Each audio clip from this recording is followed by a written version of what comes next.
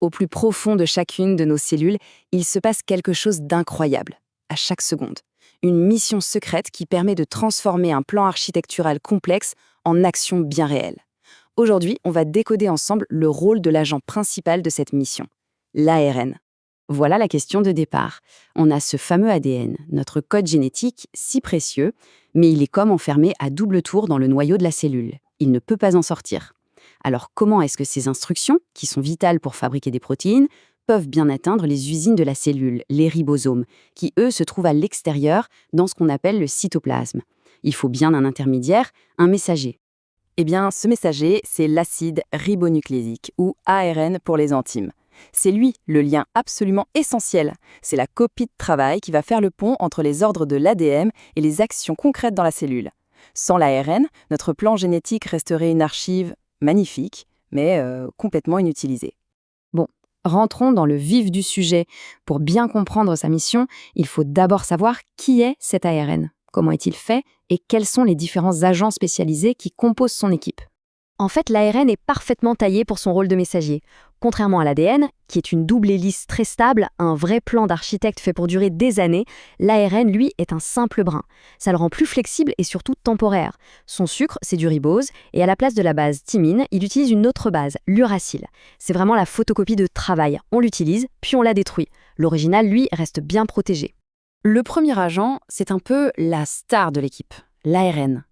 C'est le seul type d'ARN qui est une copie directe d'un gène qui code pour une protéine. C'est lui qui transporte le message, cette fameuse séquence de codons qui va être lue pour assembler les acides aminés. C'est notre courrier principal. Le deuxième agent, ce n'est pas un messager, c'est un constructeur. L'ARNR va s'associer avec des protéines pour former les ribosomes. Et les ribosomes, ce sont les usines d'assemblage des protéines dans la cellule. Sans l'ARN, pas d'usine, donc pas d'endroit pour lire le message. Et le dernier membre de l'équipe, c'est l'ARN-N. Sa structure est très particulière, en forme de feuille de trèfle, et elle est parfaite pour son rôle. D'un côté, il transporte un acide aminé bien précis, et de l'autre, il possède un anticodon, c'est un trio de bases qui peut reconnaître le codon correspondant sur l'ARNM.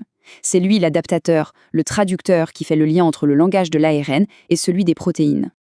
Allez, maintenant qu'on connaît les acteurs, passons à la première grande étape de la mission, la transcription. C'est tout simplement le processus de copie des informations d'un gène depuis l'ADN vers une nouvelle molécule d'ARNM. C'est ici que le message est créé. Ce processus est d'une précision absolument remarquable. Tout commence par l'initiation. Une enzyme, l'ARN polymérase, repère une sorte de piste de décollage sur l'ADN qui marque le début du gène. Ensuite, c'est l'élongation.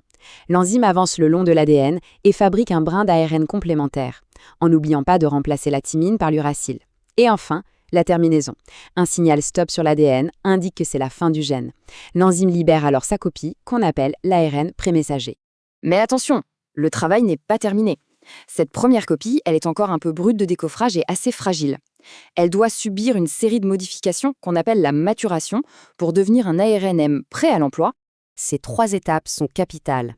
D'abord, on ajoute une sorte de casque, la coiffe, au début du message et une longue queue à la fin. Ça le protège et ça l'aide à sortir du noyau. Mais l'étape la plus fascinante, c'est peut-être l'épissage. Dans le message de base, il y a des parties inutiles, les introns, qui sont découpés et jetés. On ne garde que les parties importantes, les exons, qui sont recollés ensemble. Ce mécanisme est génial, car il permet même de produire plusieurs protéines différentes à partir d'un seul gène, simplement en changeant la façon de recoller les morceaux. C'est une optimisation incroyable de l'information. Bon, notre ARN est maintenant mature, il est protégé, il est prêt. Il quitte le noyau et arrive dans le cytoplasme. Sa deuxième mission peut commencer, la traduction. C'est à ce moment-là que le message va enfin être décodé pour construire une protéine. La traduction, c'est vraiment un changement de langue.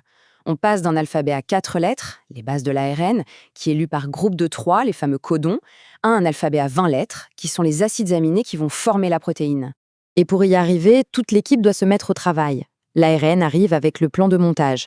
Le ribosome fournit l'atelier. Et les ARNT, eux, apportent les briques de construction, c'est-à-dire les bons acides aminés au bon moment. La chorégraphie est millimétrée. Le ribosome s'accroche à l'ARN et glisse jusqu'à trouver le codon d'initiation, c'est toujours AUG. C'est le signal de départ.